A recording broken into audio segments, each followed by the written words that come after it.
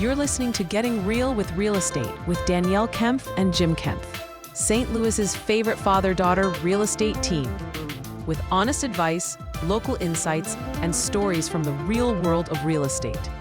Because smart real estate decisions start with real conversations. All right, we are on. All right, here we go. Rocking and rolling. Episode number, not quite 50, 48, but almost there. I think. We're getting close to 50, yeah. There you go. Hope y'all have listened to every one of them. Every single one. There's going to be a quiz later.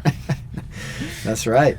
So Today's topic, we're going to talk a little bit about condos today. Because we kind of had this last week or so, kind of several calls about potentially listing some condos. And so we thought we'd just kind of chat a little bit about that and the pros and cons and the struggles and the whatever about condos. Our 2 cents. Yeah, our 2 cents. 2 plus 2.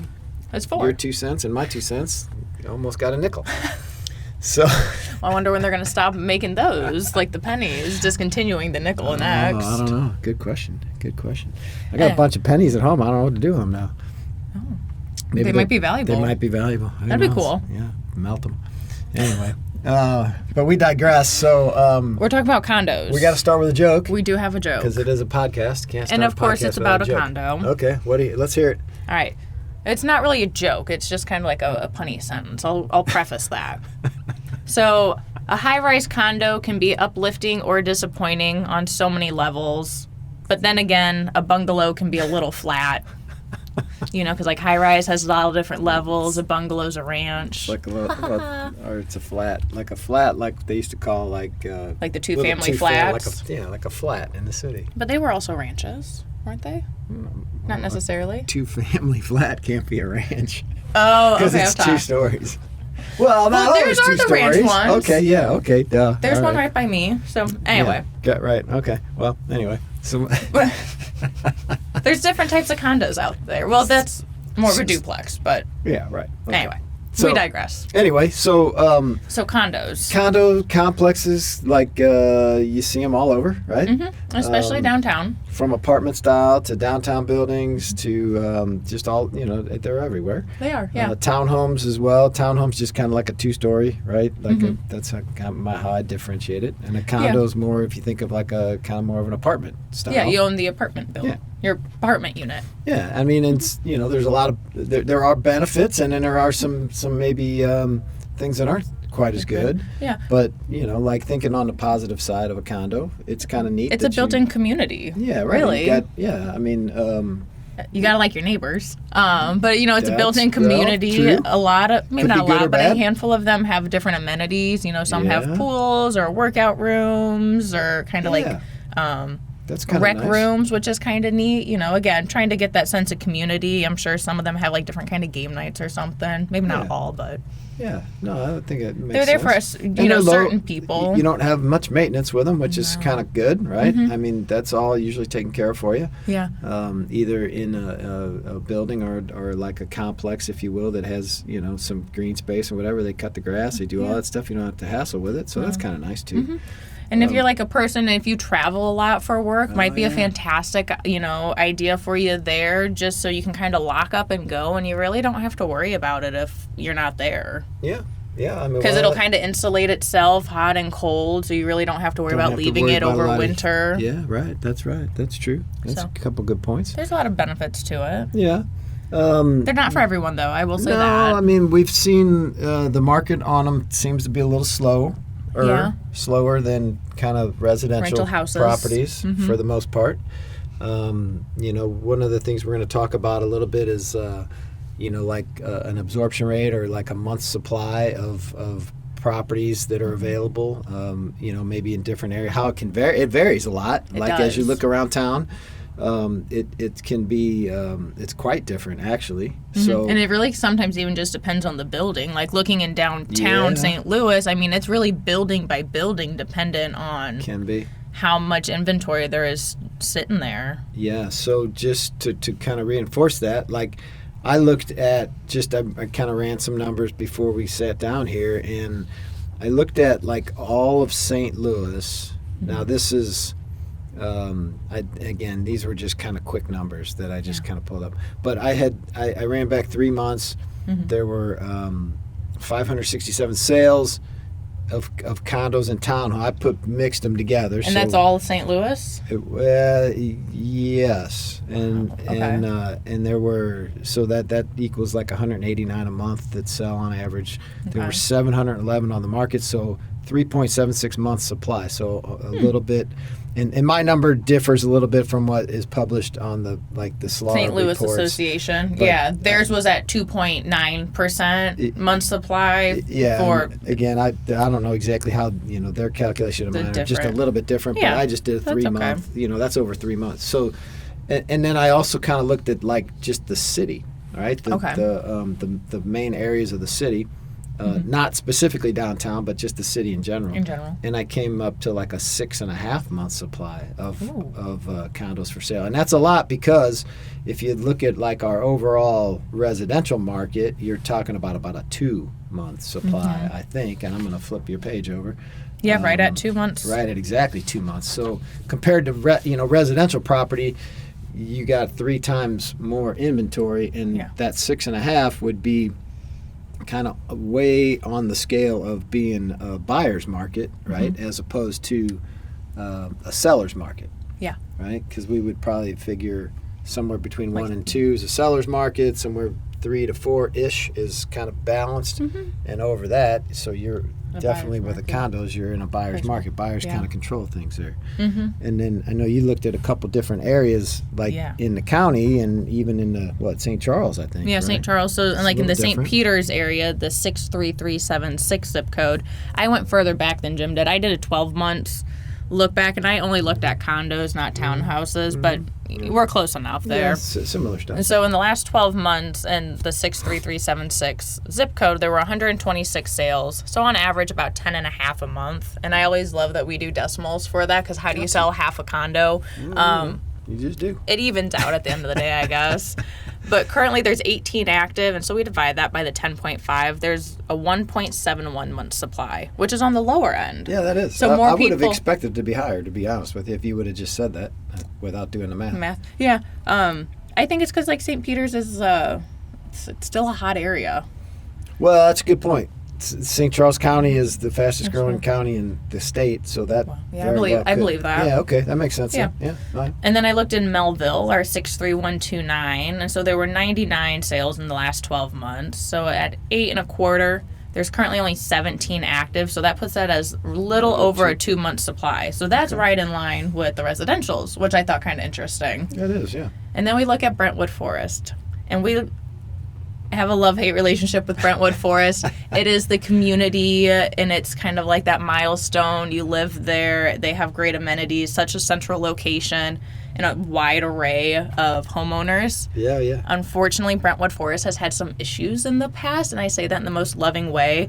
Currently, here, let me back up. In the last, go to that. So currently there's a 7 month supply on the market. Yeah, that's just a lot. And that's just a lot. There's 30 active right now. That's a bunch. That's a bunch. A lot of competition over there. Yeah, and so why is that, right? That's kind of the question that you would kind of immediately think of, and because condos feel like such a good first opportunity for someone to buy. Price point is always right. It's right in line. It makes sense, right?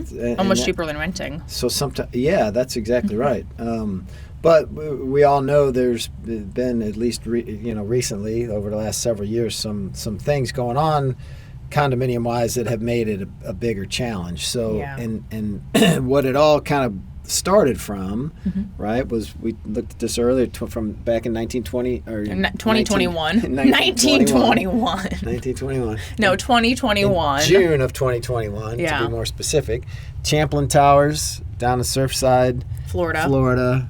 Collapsed, right? That condo complex collapsed. A lot of people got killed. I think it was like right under 100 people died. Right, it was horrible. So why, and then everybody looked at, okay, why'd that happen? And what it found out to be was like some deferred maintenance and things of that nature. Some known foundation issues. Known things that should have been corrected. So kind of what happened after that then was Fannie Mae brought in some new underwriting guidelines to prevent things like that. Well, really, because they didn't want to finance those kind of things, right? If you had a building, that's a big risk that's and a huge, big loss, huge risk, right? Yeah. So it created that ripple effect. Yeah. So what that did throughout the whole country was kind of a ripple effect of some financing challenges. And what were some of those challenges? Things like, there has to be a certain ratio of owner occupants to renters. Right, that's always the building has to have so many reserves, or a monetary amount in reserves. I don't remember exactly how. Yeah, and so what are reserves, right? So everybody pays a monthly fee, right, into the condo association, and I think it's 10%. Don't hold me to that, but let's just say it's 10%. Whatever, they have to withhold some of that for reserves for things like maintenance. Upkeep, whatever, keeping the property nice. If there's any, if the roof needs to be replaced, stuff like that. Elevators. I mean, elevators are a big thing for everyone. No one wants, unless you're in Chicago, no one wants to be walking up and down all the steps. We had a building downtown. We had a listing in one time needed tuck pointing. That was very expensive. So things of that nature, they got to have reserves to cover that stuff. And I mean, it's just like a homeowner. If you don't have any money to keep up your house, what happens to your house?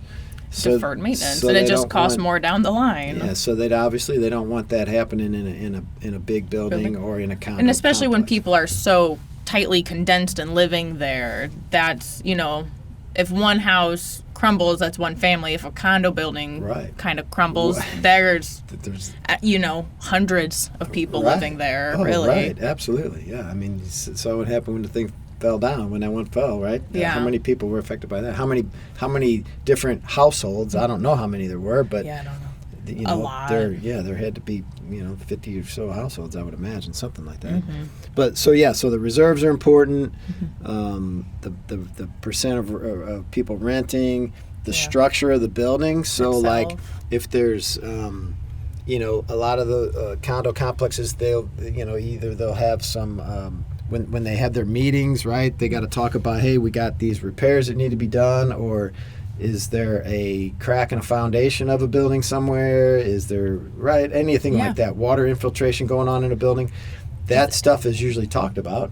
So it's in their minutes, and so Fannie Mae wants to see all that stuff, and they want to look at what's going on as far as all that goes, because that again can lead to those same issues we've been talking about. Yeah. So the structure of the property itself, roofs, like Danielle mentioned, are huge, right? I mean, think about putting a roof on like a big building downtown. How much money? Well, is even that? like the tuck pointing. I mean, we're talking about like at least a 10-story building, and it's brick. We're St. Louis, a red brick, and that's a lot of tuck pointing. Man, yeah. You'd have to do like scaffolding on it, I guess, to be able to get up that high. It's super expensive. So somebody's got to pay for that, right? So sometimes then, right, if the monthly fees, let's say you just got 100 units in a building, right, and everybody's paying a certain amount, a couple $100, whatever it is, you got, right, that's how much money you got to work with. But you still got to pay all the utilities and everything out of that and have your reserves. So what happens when there aren't enough reserves to cover those repairs? Then you get the old special assessment,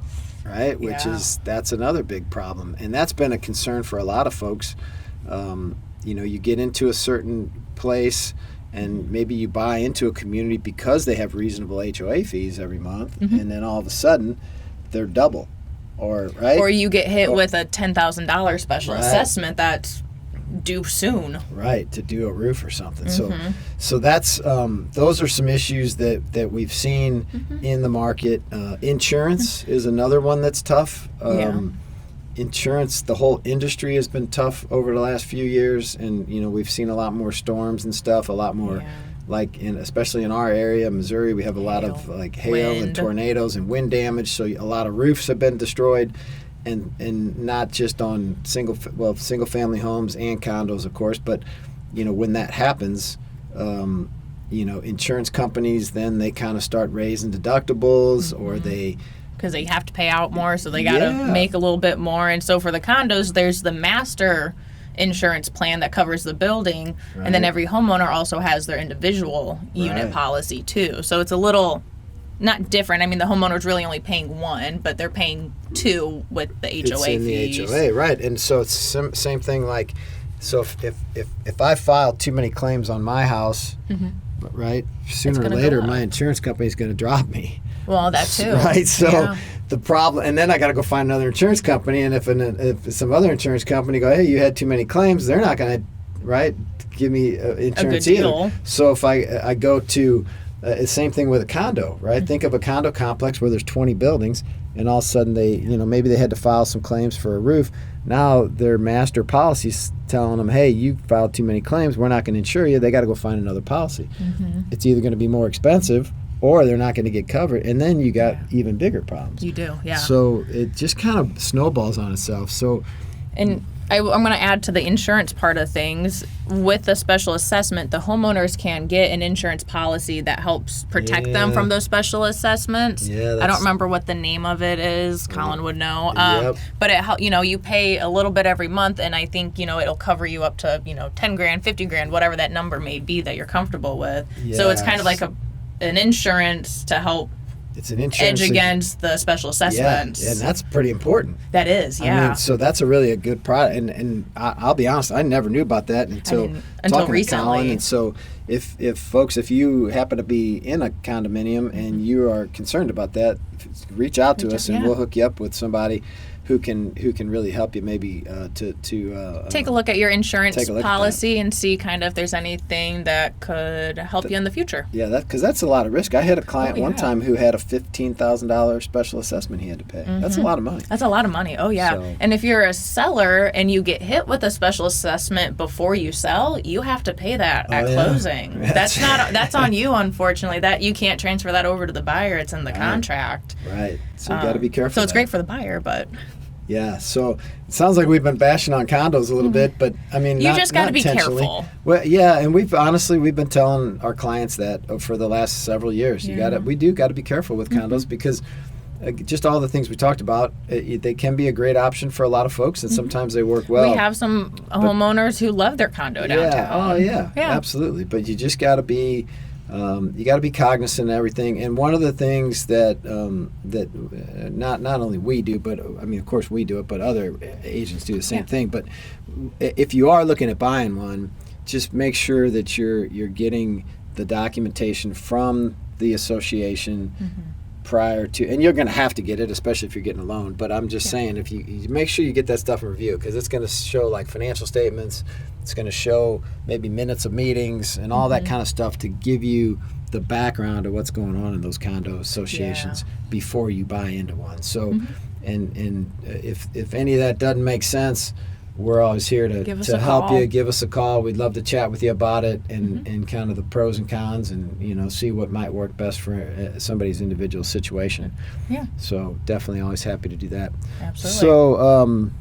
Yeah, I think we can wrap it up there. I think we covered it pretty well, if we can be of any help to anybody, again, if you have questions or concerns or whatever, or if you need some information about that insurance we talked about to help you with potential special assessments, give us a call here at the Kemp team. At the International Kemp team, worldwide headquarters. That's right. All right, guys. All right. We'll see you on the next one. Sounds like a plan. See you later. Bye-bye. That's it for this episode of Getting Real with Real Estate. We hope you learned something new, had a laugh, and feel a little more confident in your real estate journey. Follow us on Facebook and Instagram at The Kemp Team for local insights, listings, and a real look at what it's like behind the scenes in real estate. Have questions or a topic you want us to cover? Reach out anytime at 314-336-1926. And don't forget to subscribe on Apple Podcast, Spotify, or YouTube so you never miss an episode.